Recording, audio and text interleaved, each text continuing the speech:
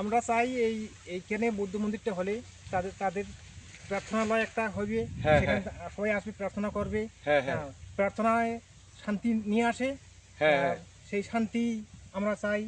আহ, সেই শান্তি সরকারের কাছে বিনীত প্রার্থনা আমাদের জন্য সেই শান্তি, সেই সেই প্রার্থনালয়টা খুব যত তাড়াতাড়ি হয়।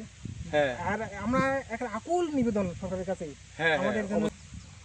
নমস্কার সবাইকে। আজকে এসেছি হলো আমি নীলফামারী জেলার জলঢাকা উপজেলায় ধর্মপাল গড় ইউনিয়ন এবং ধর্মপাল ইউনিয়ন। এটা হলো বর্তমানে যেখানে আমি দাঁড়িয়ে আছি, এটা হলো ধর্মপাল গড়।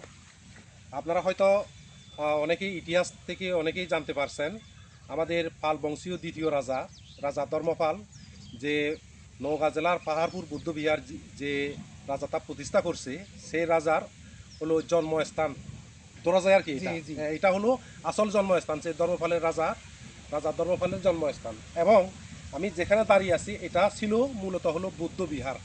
এই জায়গাটা, এই যে দেখতে পাচ্ছেন এখানে হলুদ চাষ করছে আর কি, হলুদ আবাদ করছে।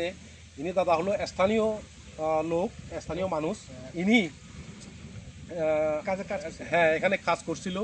মূলত হলো এ বড় ভাই যখন এখানে মানে সরকারি লোকজন এসে এই বুদ্ধ বিহারটা যখন খনন করছিল, তখন ইনি এখানে কাজ করছিল আর কি।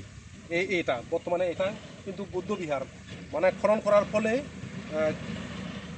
আমাদের যে বুদ্ধ বিহারের যে স্মৃতিচিহ্ন, ইট থেকে শুরু করে এবং অন্যান্য আরও যে ইয়েগুলি ছিল আর কি, ওগুলি আপনারা পাইছেন তো নাকি? দেখতে পাইছেন। এবং এখানে কি পুরার পরে ওরা কি মাটি চাপা দিছে, মানে দাগি দিছে? পুরা পরে সুন্দর বিল্ডিংটা বের হয়ে আসতেছে। হ্যাঁ, আমরা সুন্দর করে পুরা পরে হ্যাঁ, তখন চারা রোয়া করা শুরু হয়ে গেল। হ্যাঁ, উঠাইলো জমিতে সবাই। হ্যাঁ, তখন হ্যাঁ। পানি যখন আসা শুরু হলো তখন পুরা বন্ধ করলাম। বুঝা। তো করার পরে এখন কম হলো 20 ফুট। এখন হইলো এই দাদার কাছ থেকে একটু শুনবেন আর কি, এই বিস্তারিত এই জায়গাটা আসলে আমাদের বুদ্ধ বিহার ছিল কিনা, এই জায়গাটা একটু বলেন তো দাদা। আমরা যখন এখানে ওই অফিসারগুলো আসেন তখন ওনারা এলাকায় জিজ্ঞাসা করেন যে কোনটায় কি আছে, কোন জায়গাটায় বুদ্ধ বিহারটা ছিল আর কি। হ্যাঁ, তখন আমরা নিয়ে আসলাম দেখার জন্য। আসলে ধরো ওনারা এই জায়গাটা পুরার জন্য মনস্থ করলো। যখন এখানে পুরো শুরু হলো, এই 3 ফুট ফুটতেই বের হলো ইট। ইট খুঁড়তে উঠতে আস্তে আস্তে বিল্ডিং বের হচ্ছে। খুঁজে দেওয়া যখন পুরাটা বের হইলো তখন ওনারা বলছে যে এটা বৌদ্ধ মন্দির। বুদ্ধ মন্দির। তারপর আমরা বেশ কয়েক ফুট চলছে চলাকালীন সময় চারা রোপণ করা শুরু হয়ে গেল। চারা গাড়ার জন্য মানুষ জমিতে পানি উঠাইলো। পানি আসা শুরু হয়ে গেল, পুরো বন্ধ হয়ে গেল। আচ্ছা, বন্ধ করিয়া তখন আমরা সুন্দর করে প্লাস্টিক দিয়ে ঢেকে দিয়া তারপর আবার মাটি দিয়ে ঢেকে দিই। মানে যে যতটুকু করছেন ওইটা মানে সুন্দর করে প্লাস্টিক দিয়ে বাকি দিয়ে আবার মাটি চাপা দিয়েছেন আর রাখি দিয়েছেন আর কি। এখন ওই অবস্থায় আছে আর কি। তো এখন আপনি সরকারের উদ্দেশ্য বা আমাদের যে সমস্ত বৌদ্ধ ধর্মাবলম্বী মানুষ আছে আমাদের বাংলাদেশে, ওদের উদ্দেশ্যে একটু কি বলেন তো একটু দাদা।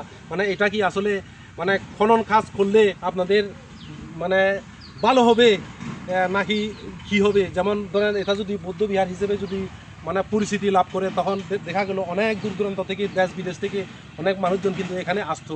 মানে এটা একটা প্রাচীন আমাদের ঐতিহাসিক একটা বুদ্ধ বিহার। হ্যাঁ, তখন দেখতে আসবে এবং এলাকারও উন্নয়ন হবে। হ্যাঁ, এই বিষয়ে আপনি একটু বলেন তো দেখি। আমরা চাই এলাকাবাসী আমাদের এই ঐতিহ্য কোনোদিন যেন মুছে না যায়, চিরকাল অম্লান থাক। আমাদের এলাকার উন্নয়ন হোক, আমাদের এলাকার নাম বাড়ুক, আমরা এটাই চাই। এই এলাকার মানুষ খুব শান্তিপ্রিয় মানুষ।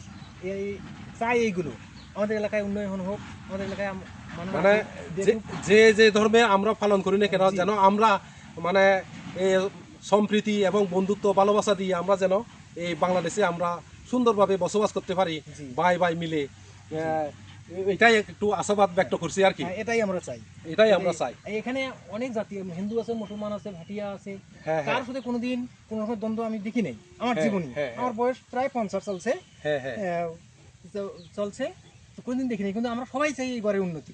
এটা বিলীন হয়ে যাচ্ছে। তো এদিকে আছেন একটু দাদা। এই যে মানে মূলত হলো এই যে কোন জায়গাটা খুঁজছেন একটু দেখা দেন তো একটু। এই জায়গাটা খুঁজছেন আর কি। মানে খুঁড়ার পরে মানে যত খুঁড়ছেন তত হলো ইট বাইর হয়, বিল্ডিং বের হচ্ছে। এবং ওখানে কি কোনো মানে বুদ্ধ মূর্তি বা অন্য কোনো আমরা পাইছি সম্পূর্ণটা মানে ঘেরা মাথা সহ মানে এটা কি আরো উঁচু ছিল এই জায়গাটা? হ্যাঁ মনে হয় এই জায়গাটা হ্যাঁ উঁচু ছিল একটু। হ্যাঁ উঁচু ছিল। হ্যাঁ তো মানে আমরা ওটা শুধু বাইরের সাইড ঘর যেমন ঘর আছে না, হ্যাঁ ঘরের সাইড দিক দিয়ে চতুর্দিক দিয়ে খুঁজছি, হ্যাঁ, ওইরকম দেওয়াল কান্টি কান্টি খুঁজছি, কিন্তু ভিতরে আমরা যাইনি। আচ্ছা আচ্ছা আচ্ছা। ভিতরে ঢোকার চেষ্টা, ভিতরে ঢোকার কোনো ইয়েও ছিল না। মূলত হলো এই জায়গাটা হ্যাঁ এই জায়গা অনেকটা রাজা ধর্মপালের জন্মস্থান। অনেকে হয়তো জানে না, যারা যারা দেখতেছেন আমার সদর্ব প্রাণপ্রিয় ভাই বোনেরা, যারা যেখান থেকে দেখছেন দেশে কিংবা বিদেশে, আপনারা অবশ্যই একটু আমার ভিডিওটা পুরো একটু শেয়ার দিয়ে যেন আমার ভিডিওটার প্রচারের মাধ্যমে এই এলাকার এই যে আমি যে স্থানে দাঁড়িয়ে আছি, যে জায়গায় দাঁড়িয়ে আছি, এটা হলো আমাদের বৌদ্ধবিহার ছিল রাজা ধর্মপালের আমলে। এখানে বুদ্ধবিহার ছিল এবং এই বুদ্ধবিহারটা যেন খনন কাজ, পুনঃখনন কাজ করে যেন এলাকার উন্নয়নের একটু সবাই যেন এগিয়ে আসে আর কি। এটা যদি প্রত্নতাত্ত্বিক একটা জায়গা, কিন্তু হলো এটা এখনও মানে প্রচার হয় নাই।